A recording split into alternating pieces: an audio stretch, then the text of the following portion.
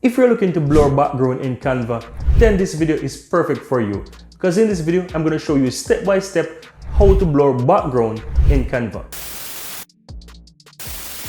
Alright guys, so I'm going to do two examples here, right? The first image here, as you can see, have somewhat a blur to it, while the second one has no blur whatsoever.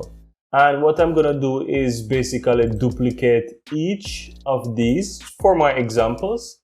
And the first image, I'm going to select this first image here, and then I'm going to go edit photo here.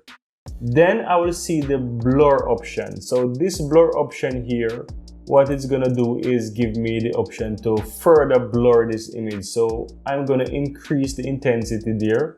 And as you can see, the image is blurred. If I put it all the way up to 100, it's almost impossible to see anything.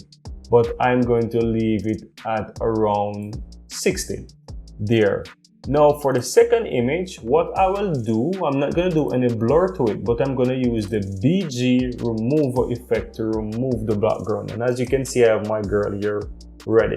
So I'm going to press Ctrl C here, and I'm going to click on the first image and press Ctrl V. And here you can see that the girl is on the image, but I need to align it so that it is perfect. And this is the first example where I further blur the image. Now I can delete this second page here, and let's work with the second image. Once again, select the image, edit photo here, choose the blur effect on the effects here, and increase the blur. So I'm going to increase it to about that, where it's blurred, while the second image, I will click on it, and I will use the BG remover effect to remove the background.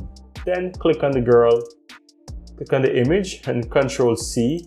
On the first image, Ctrl V, and just position the image so that it covers everything. And that's how easy it is, guys, to blur. Now, as you can see now, for the first image, I have a better blur. Second image, I have even a nicer blur than before. And that's how easy it is, guys, to blur the background of images inside Canva.